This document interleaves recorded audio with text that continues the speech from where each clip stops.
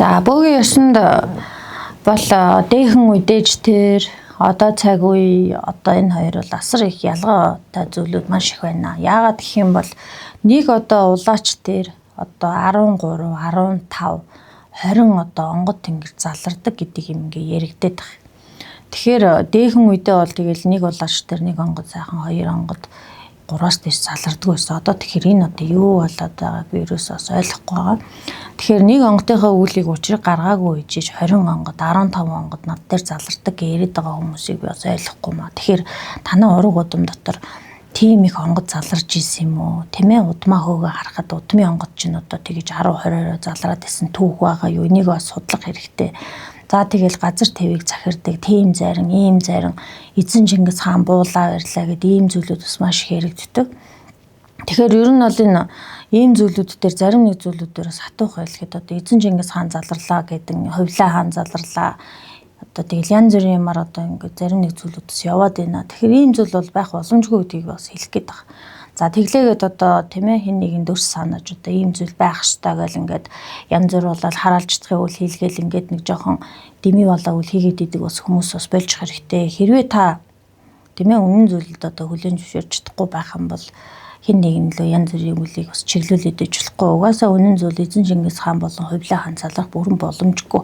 Тэгэхээр ингэж залраад байгаас хүмүүс байгаа шүү. Нөгөө тал дээр над дээр нэг бүсгүй ороод ирсэн. За нөхөр нь онгод тэнгэртэй гэдэг багш нь бол удган хүн байдаг. За тэр удган хүн маань одоо нөхрийн онгод тэнгэрийн залаа 4 жил болж байгаа. 4 жилийн хугацаанд хажуудаа байлгана, шүтэн дахлынхаа гэрт байлгана гэд. За тэгэнгүүт нөгөө бууж байгаа онгодууд нь чи бол одоо өөрийнхөө эхнэрээс сэвтээд байна, бузартаад байна. За нөгөө хоёр хүн маань болохоор залуу гэр бүл маань бол дундаасаа 3 настай хүүхэдтэй одоо ийм сайхан залуу хосууд. За тэгэнгүүтээ нөгөө онгод тэнгэр нь болохоор багшийн онгод нь танаа эхнэр чи одоо гэр бүлийн гадуур харилцаа хүнтэй байна. Одоо чи наадхаас сал бол бузар хүүхэн гэдэг зүйлээр одоо бууж байгаа онгодууд нөгөө одоо шавгих залуудаа хилээд за нөгөө шавна гэдэг байгаа залуу маань одоо эхнэртэй ойроо очингуудаа чи хүнтэй явуулдаад энэ чи намайг хуурсан байна гэдэг. Гэтэл яг эцэг мөчөд нөгөө эхнэр маань би ерөөсөө хүнтэй явах байтугай би нэг ч хүнтэй ярьж үзээгүй. Гэтэл яагаад онгод тэнгэртэй хүн намайг ингэж хэлээд байгаа юм бол би нөхөртөөгөө хамт ажилдаа явж орой хамт тарж бүх юм дээр цаг үедээ би тэр хамт байдаг тийм явдал болох ямар ч боломжгүй байхад ингэж хэллээ. Тэгээд одоо манай нөхөр ингэж багшийнхаа үгнээс гарахгүй багш минь ингэж хэлсэн, багшийн маань онгод ингэж хэлсэн гэдээ одоо энэ зүйлээс ингэ гарч чадахгүй. Эцсийн мөчөд хоёр гэр бүл маань тусдаа болох асуудал төр үүссэн.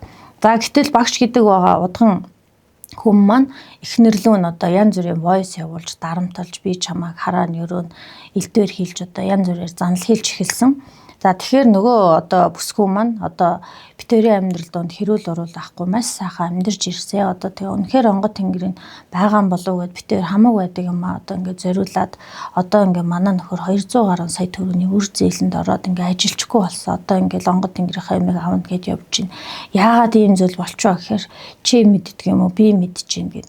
За тэгэхээр энэ хоёрын хоорондын тэр багш удган гэдэг байгаа тэр бүсгүй бол бусдын ир нөхрийг одоо өөрийн тийм ээ одоо өөрийнхөө үзэл бодол нийцүүлж бууж байгаа онгод нь хүртэл залуу гэр бүлийг салгаад байгаа. Тэр бууж байгаа онгод бол одоо би бол онгод гэж хэлэхгүй.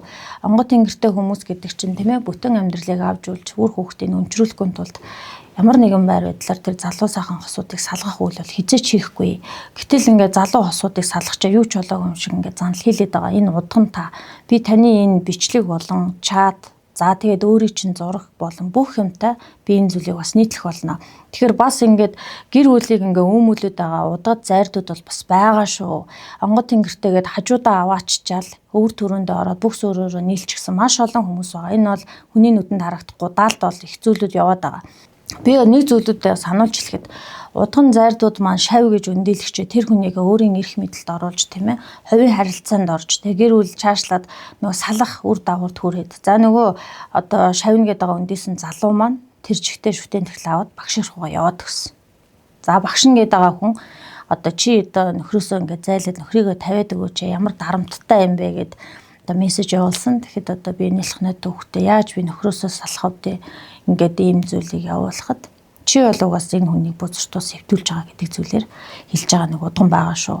Энэ зүйлийг та ичихгүй бол би ичихгүй. Тэгэхээр бусдын гэр бүлийг өмүүлээд байгаа наад нэг онгод тэнгэргээд байгаа зүйл чинь буруу ч юм уу зөв ч юм уу энэ зүйлийг бас олон түмэн маш шийдэх байх гэдгийг би бас та бүхэндээ бас дараа ирээлээрээ энэ хэсгийг оруулах болно.